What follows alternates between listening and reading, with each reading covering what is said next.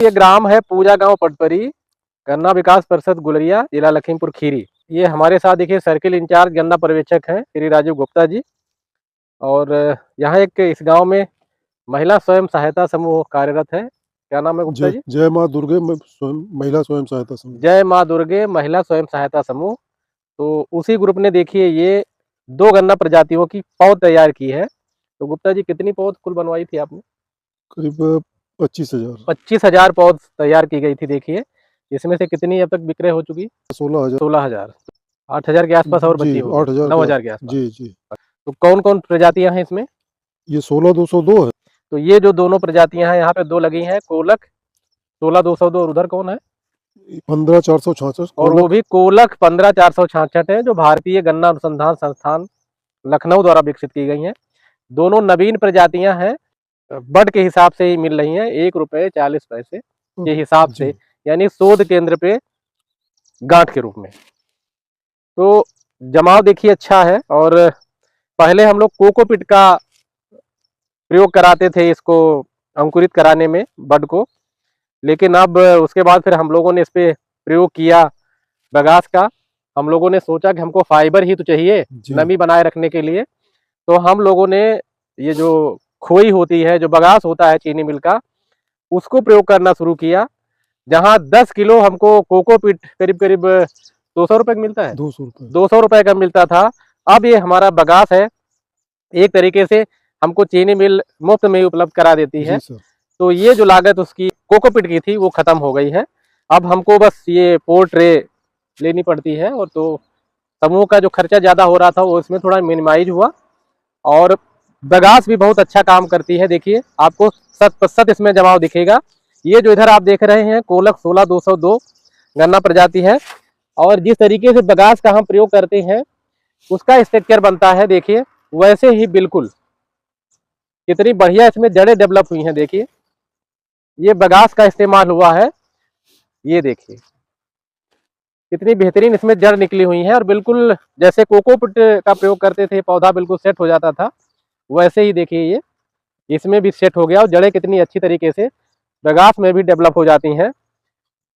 इसमें बगास में थोड़ा सावधानी ये बरती जाए, जो हमारा अपना अनुभव है, कि क्योंकि इसमें थोड़ा मिठास की मात्रा होती है जी। कोकोपीट में वो नहीं होता है, इसमें थोड़ा मिठास की मात्रा होती है।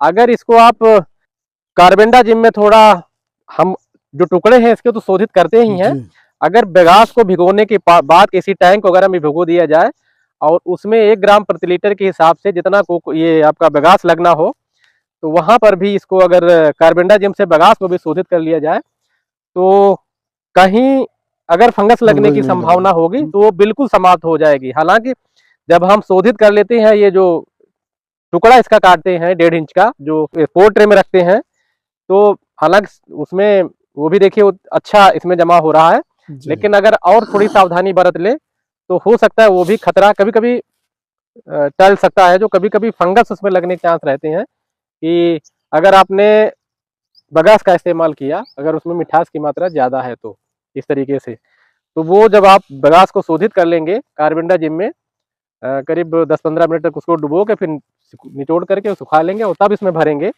तो और भी बेहतर रिजल्ट आएंगे। हालांकि रिजल्ट अब ऐसे भी अच्छे हैं, लेकिन उतना कर लेंगे तो कोई फिर किसी प्रकार का बड वगैरह सड़ने का या इसमें फंगस लगने का खतरा नहीं रहेगा।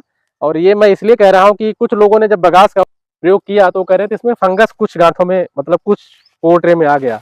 तो इसीलिए हम कहते हैं कि अगर आप ये प्रिकॉशन, ये सावधानी बरत लेंगे ये सावधानी, तो वो जो फंगस लगने की संभावना है वो नहीं रहेगी। और जमाव देखिए कितना अच्छा हुआ है, जड़ें बहुत अच्छी डेवलप हुई हैं। तो बगास में भी देखिए कितनी बढ़िया जड़ें डेवलप हो जाती हैं। तो गुप्ता जी ये कितने दिन का हो गया? लगभग 1 महीने। लगभग 1 महीने का हो गया, परफेक्ट है लगाने वाला। अब थोड़ा बचा है, ये भी शिफ्ट हो जाएगा। और सबसे अच्छी बात, आज दिसंबर की है 4 तारीख, अगर यहाँ पे हमको गन्ना लगाना हो तो अंकुरण कराना ही मुश्किल हो जाएगा। और इस विधि से देखिए हम 100% भी जमाव करा सकते हैं। तो देखिए पूरा जमा हुआ। तो ये कोलक 16,202 गन्ना प्रजाति, और ये जो है कोलक 15,466 है। दोनों अर्ली प्रजातियां हैं। और देखिए जमाव सब में बेहतरीन है। इसमें भी देखिए आप ये देखिए, हो सकता है कोकोपीट में आपको इतना स्ट्रक्चर अच्छा न मिले और बड़ा हल्का है ये।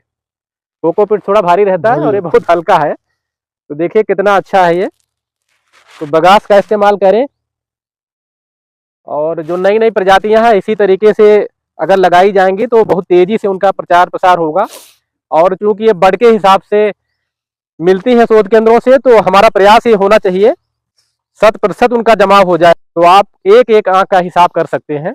ये जो महिला स्वयं सहायता समूह, अगर यहाँ से हमारे कृषक बंधु ये पौध लेंगे, विभाग की सब्सिडी है जी और अगर वो बड चिप वाला है तो किसान को 1.5 रुपए देने होंगे। जी। तो 1.5 रुपए कोई महंगा नहीं है, जब वहां से बड ही 1.5 रुपए करीब करीब 1 रुपए 40 पैसे की मिल रही हो।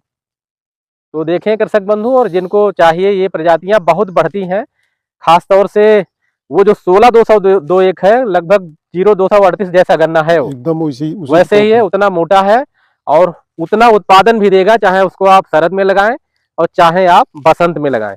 और ये जो COL के 15466 है, ये थोड़ा जलभराव वाले क्षेत्रों के लिए अच्छी प्रजाति है। थोड़ा पतला गन्ना है, लेकिन ये जलभराव में जहाँ नमी ज्यादा रहती है वहां चल सकता है। तो देखिए, ये हम लोगों का प्रयास यही है कि जो बाहर से बीज आए तो इसी तरीके से पोर्ट्रे में उगा करके और इनका प्रचार प्रसार किया जाए, और इससे समूह का भी फायदा हो, साथ साथ में किसान का भी फायदा हो। तो ये गुप्ता जी कब तक उठ जाएंगी? बस जल्दी जल्दी सर उठवाने जल्दी से जल्दी उठ जाएंगे। देखिए, आपने 25,000 बनाया था, तो कह रहे कि ये करीब 9,000 के आसपास और बची हैं, 16,000 के आसपास कह रहे उठ रही हैं। तो हमने कहा कि चूंकि ये अभी बीज उपलब्ध है, जो कृषक बंधु लेना चाहें तो 2 गन्ना प्रजातियां हैं, उनका बिल्कुल लगा हुआ पौधा है, ले लें और यहाँ से समूह से, और अगली बार उनको प्रसारित करें अपने बीज में। धन्यवाद।